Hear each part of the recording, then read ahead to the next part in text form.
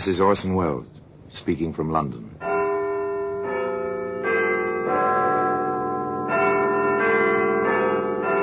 The Black Museum, a repository of death. Here in the grim stone structure on the Thames which houses Scotland Yard is a warehouse of homicide, where everyday objects, a package of cigarettes, a length of string, a linen napkin, all are touched by murder.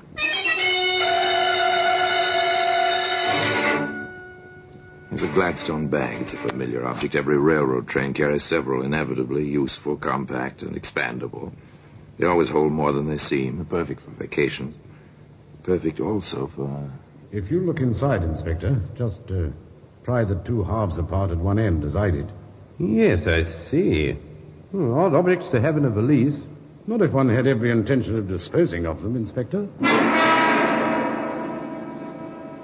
Today, that Gladstone bag can be seen in the Black Museum.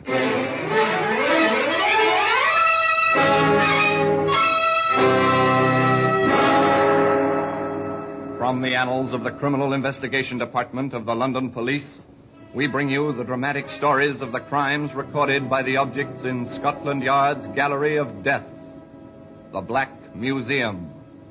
In just a moment, you will hear The Black Museum, starring Orson Welles.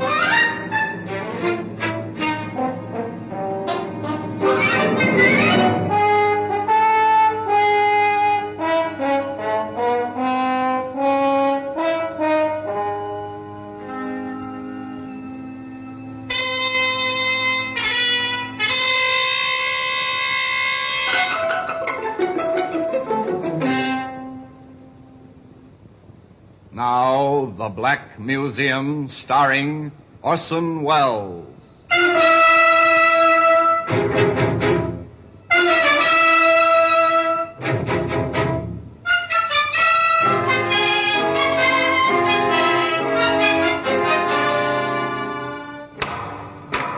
Well, here we are in the Black Museum, Scotland Yard's mausoleum of murder. There are times, as I open this door, that I feel the old familiar inscription should be carved on the lintel. Abandon hope, all ye who enter here. Yes, abandon hope of peaceful, quiet, dreamless sleep, for within this room is almost every instrument which ever has been used for the commission of the foul deed called murder. Yes, here lies death. No doubt about it. You feel it in the dull, oppressive atmosphere. You see it first marked calmly on the neatly lettered cards. So-and-so died by this instrument at the hands of so-and-so, dated, and so forth. Your glance passes to the thing itself. You almost feel the blood. Here's a camera. Ordinary tourist snapshot-taking camera. Yet within the blackness of this box, the film registered two faces. A third person saw a print. And from that recognition, 3 people died. One by a hangman's rope. Here's a briar pipe, well smoked, thoroughly discolored. A pleasure to a pipe smoker, but no pleasure to the man who inhaled hydrocyanic gas with his tobacco. Nor to the killer, trapped by the pipe itself. Here we are, the Gladstone bag. Piece of luggage for a man. It looks so commonplace, so much as if it belonged to a traveling salesman, not to Jim Hudson. Of course, in a way, Jim was a traveling salesman. He certainly had a sales talk. And he was quite successful at it. Sally, I've never seen you looking lovelier. Oh, Jimmy, you always do that. Do what, sweetheart? Say things like that, just when I want to pick a fight with you. That's one of the reasons I love you so much. Despite your wife and everything else. Everything else? That's what I wanted to fight with you about. Well, we just can't go on like this, Jimmy, darling. Why not? We're as happy as circumstances. Don't you see, Jimmy? A woman wants at least a snatch of domesticity, not just clandestine meetings with the clock ticking away her happiness in the background. It'll come, darling. It'll come. The girl was right, of course, from her point of view. Granted that the relationship between her and the man she loved was, well, outside the recognized bounds. Granted that they found each other when it seemed too late. Still, the girl was right. She wanted a certain sense of security, which can come to a woman only through the small things of making coffee in the morning while a man was shaving within earshot. And Sally James was the kind of girl who took action when she wanted something badly enough. Jim, what about the week we planned together for this spring? I probably could get away, darling, if we had a place to go. I have the place. Anyway, the ad about it. You are something, aren't you? Here, darling. I found this in the Sunday paper. Go on, read it. For rent. Bungalow. The Beaches. Pevensey Bay, Eastbourne. Reasonable by the week. You've got your heart set on this, haven't you, sweet? Can we do it? The week of April 12th. All right? All right. Oh, Jimmy, it'll be heaven down there by the sea.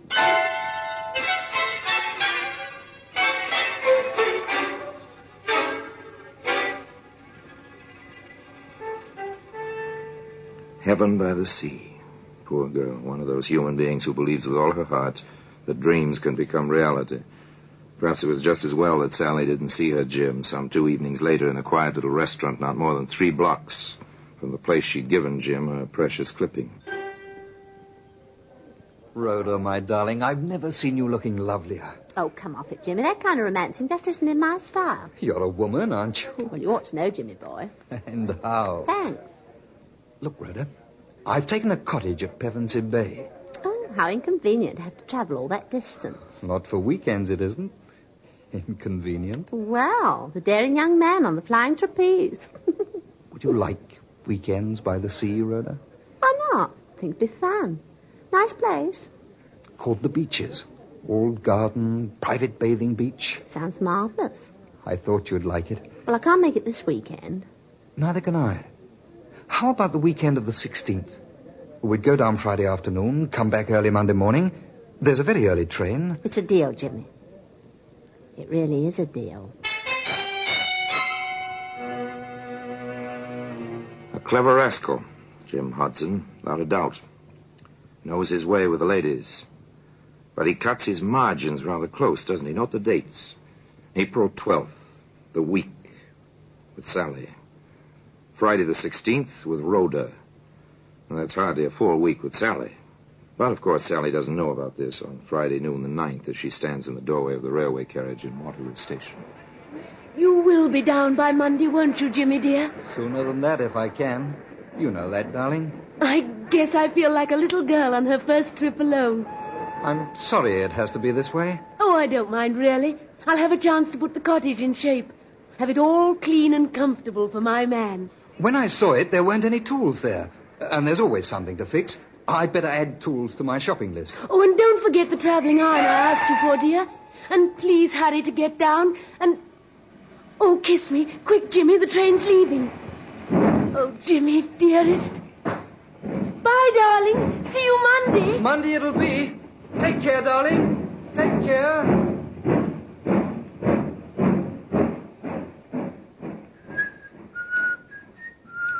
Watch him as he walks up the platform.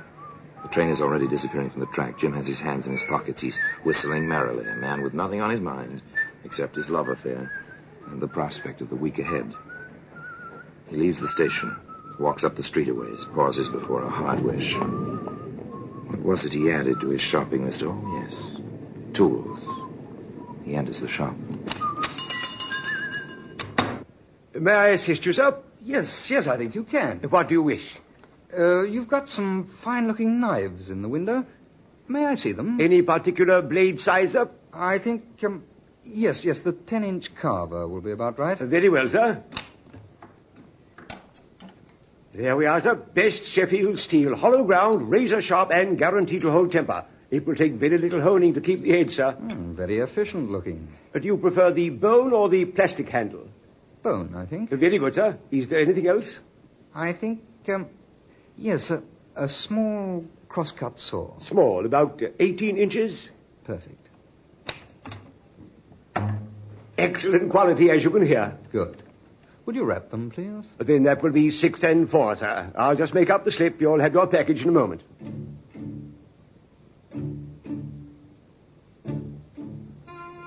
Jim Hudson took his package on the train with him on Monday morning. And tea time at the beaches, Pevensey Bay, promised to be exciting and wonderful.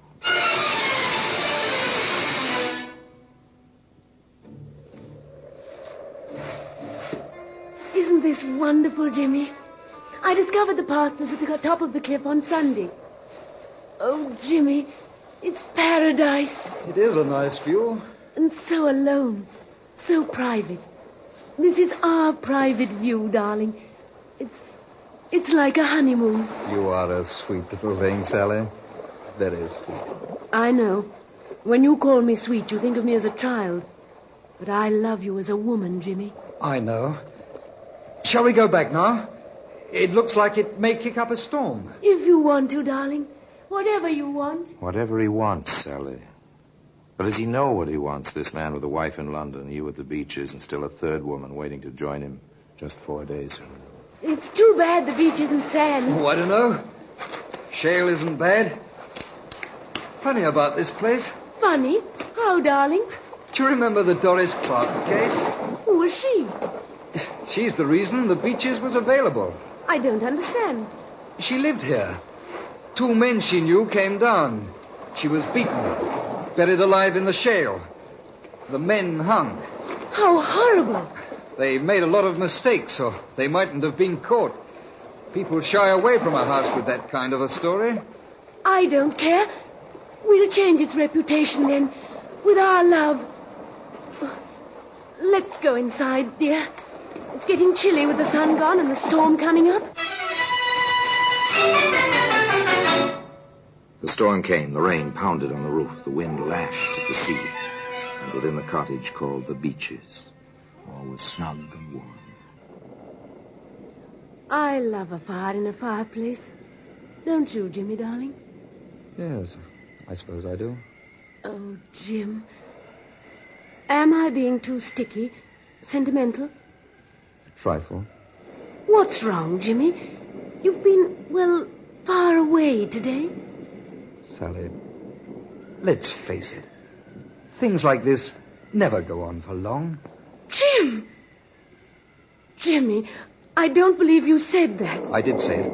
I mean it. Then why did you bring me down here? It was your idea. I went along with it, hoping we could work something out. Work it out? It's past that. You never loved me.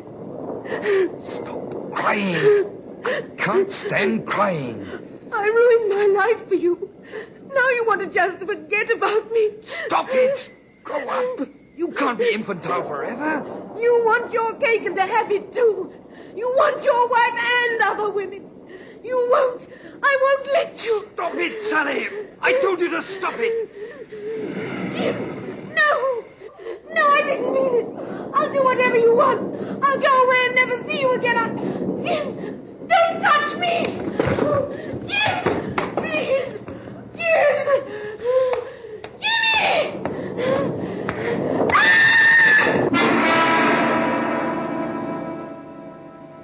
The scene was set, save for one vital piece of evidence. A black Gladstone bag, which can be seen today in the Black Museum. In just a moment, we will continue with The Black Museum, starring Orson Welles.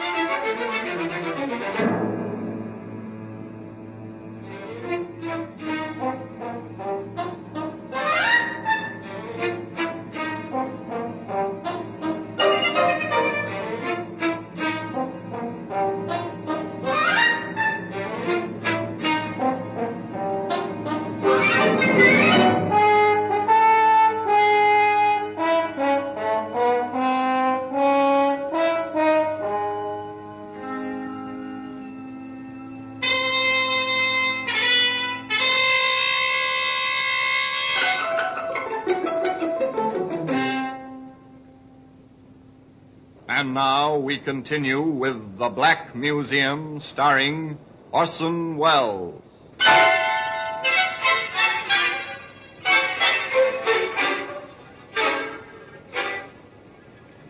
Friday, the 16th of April, dawned fine and clear. A calm, gay Jim Hudson made his way, whistling as usual, through the weekend-bound crowds of Waterloo Station. Well, here you are, my good man. Glad you think I'm a good man. I am. Well, I think you are. By Monday morning, I'll know. Then let's make that train, baby. Pevensey Bay on number 7.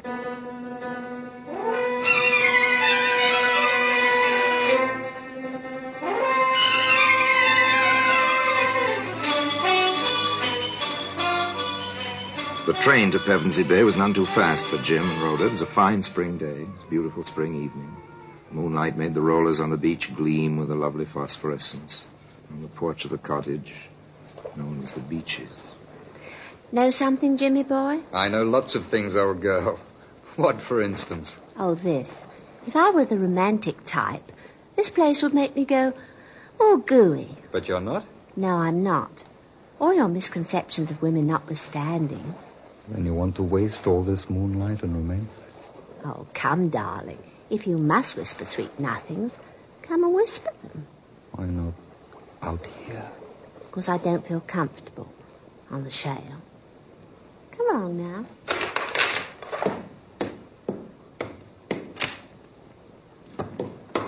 Always let the woman have her way, particularly after she's cooked a beautiful dinner. Here now.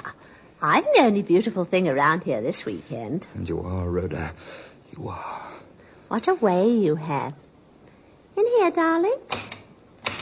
No, not in there. It's a spare room, not made up. I want to see it. Oh, nothing in there. Are you going to deny me anything, darling? It's locked. Oh, Jimmy. No. Say, what are you? Bluebeard or something? Maybe I am.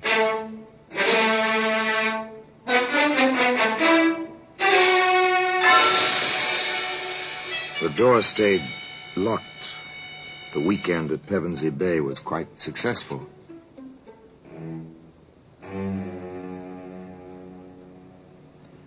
But now, the scene changes to a London street lined with somewhat shabby buildings, which house somewhat shabby offices. Into one of those buildings, a woman hurries, almost furtively. She climbs the stairs, one flight, walks into an office, door of which announces in gold lettering, Cross Detective Agency. You are Mr. Cross? I am. What can I do for you, Mrs. Mrs.? My ring. Yes, an old trick. Sit down, won't you? Thank you.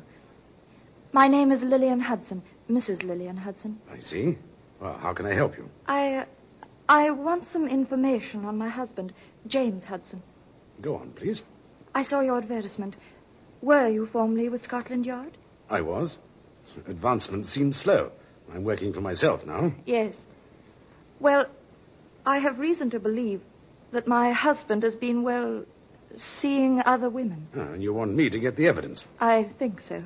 A divorce action? Perhaps it depends on the results. And you want to stay in the background? For the present. Oh, have you anything on which I can start? An address? A lead of any kind? I have this. A baggage check. Waterloo Station baggage storage. Stamp 10 a.m., Friday, April 16th. An innocent bit of pasteboard. Where did you get this, Mrs. Hudson? I took one of my husband's suits to the cleaner. This was in a pocket. The cleaner gave it to me. Oh, and why should this mean anything? Because Jim, my husband, was away the entire week of the 12th until the morning of the 19th. It came to me, if he had told the truth, how could he have checked something at Waterloo on the 16th if he were out of town all that week? Yes, an interesting observation, Mrs. Hudson. Well, suppose I go over to Waterloo Station and pick up whatever was checked there. Oh, and sorry to mention this, but it is customary to have a retainer, you know. Private Detective Cross, once of Scotland Yard, went on over to Waterloo Station and presented the baggage check. A short while later, he arrived in the office of Inspector Henley at the Yard. Oh, yes, Cross. I remember you now. Ah, thank you, Inspector. You were with us once, weren't you? Yes, sir. You know, there are times, Cross, when I wish I had the gumption to strike out on my own. Too late now, however. There are times, Inspector, when I wish I'd stayed on here. However... Yes, to each his own, and the grass is always greener, and so on. Well, Sergeant Anderson said you wanted to show me something. Oh, yeah, this, sir. This Gladstone bag. Looks perfectly normal. Locked, I see. Yes, if you look inside, Inspector, just pry the two halves apart at one end, as I did. Yes, I see. Odd objects to have in a valise. Not if one had every intention of disposing of them, Inspector. You're probably right about that. Seems like some silk or something. And badly stained. If I were a gambling man, I'd give 10 to 1 the stains are blood, sir. And it wouldn't be much of a gamble. Any ideas on what the metal objects are? Well, I flashed my penlight in there, sir. One is a carving knife, and the other is a carpenter's saw. I see. How did you come into possession of this bag, Cross? Mrs. Hudson found the check for it in her husband's pocket. She says the cleaner found it. I doubt that. Divorce action, I assume. Correct, sir. I understand. Well, my suggestion is this. We'll give you another stub. Give it to Mrs. Hudson and have her place it in her husband's pocket. When he comes back with the bag, we'll have a man ready to pick him up. It seems to me this little matter bears further investigation. So simple, so quietly effective. Just place a check for baggage in a man's pocket. When he comes to claim his Gladstone bag. Yes, sir? Oh, here's my check. It's a brown Gladstone. Left it 3 days ago. Just a moment, sir. Sergeant Anderson, sir. Yes? It's the check you've been waiting for, that fella there, whistling. Thank you. Give him the bag. I'll speak to him. Yes, that's my bag. Oh, that'll be 2 and 6, sir, for overtime storage. Oh, here we are. Thank you, sir. Glad to oblige. Excuse me, sir. You James Hudson? That's right. Who are you? Sergeant Anderson, Scotland Yard. My credentials. If you would be good enough to come with me. What for? Inspector Henley would like to see you. He's waiting at the police station just a block or two from the station here. Well, I've got my bag here. Couldn't it wait tomorrow, or... That's all right, Mr. Hudson. I'll carry your bag.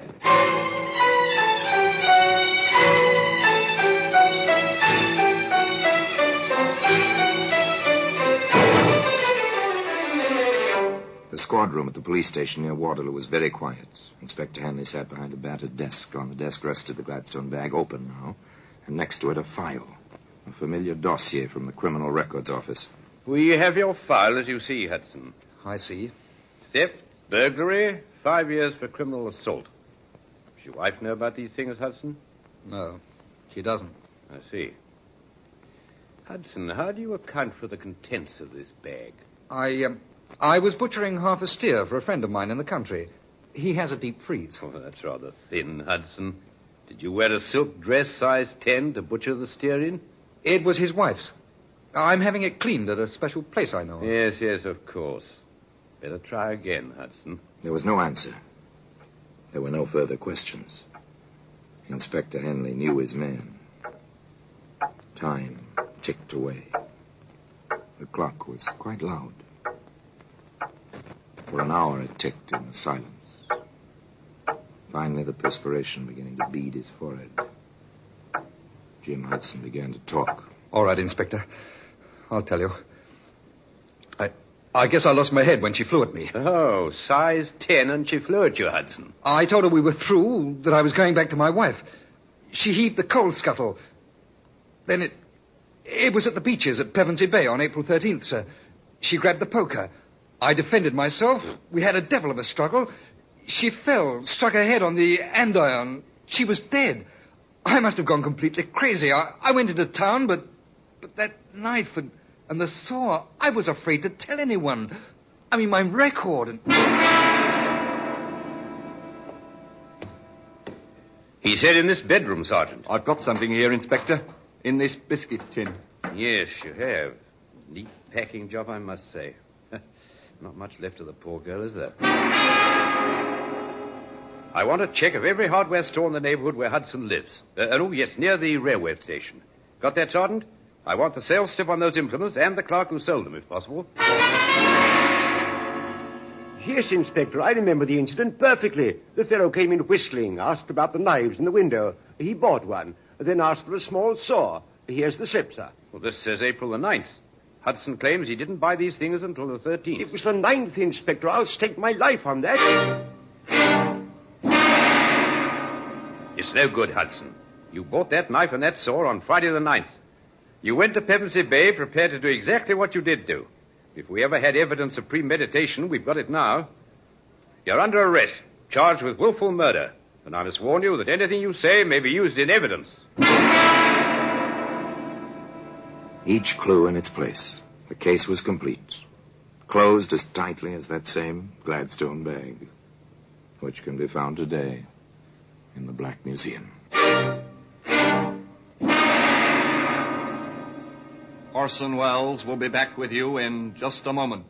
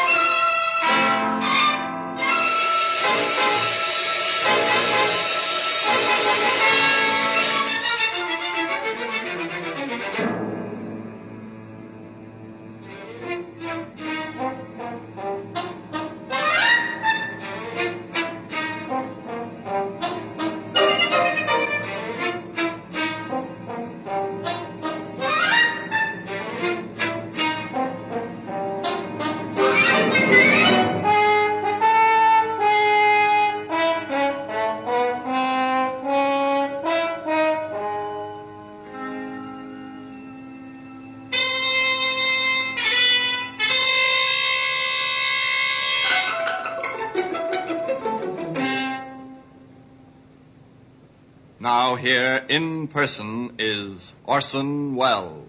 There was no question about it. Jim Hudson, despite his claim, the usual claim of accidental death, was convicted of homicide and sentenced to the brief but final walk at 8 o'clock one winter morning.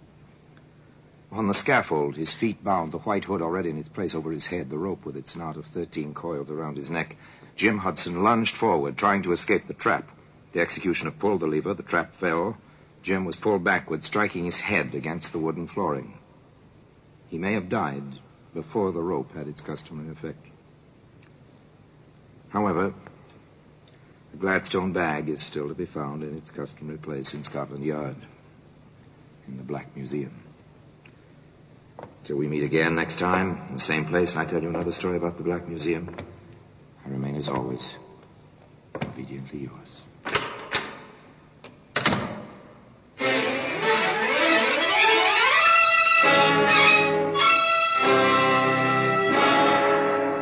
The Black Museum, starring Orson Welles, is presented by arrangement with Metro-Goldwyn-Mayer Radio Attractions.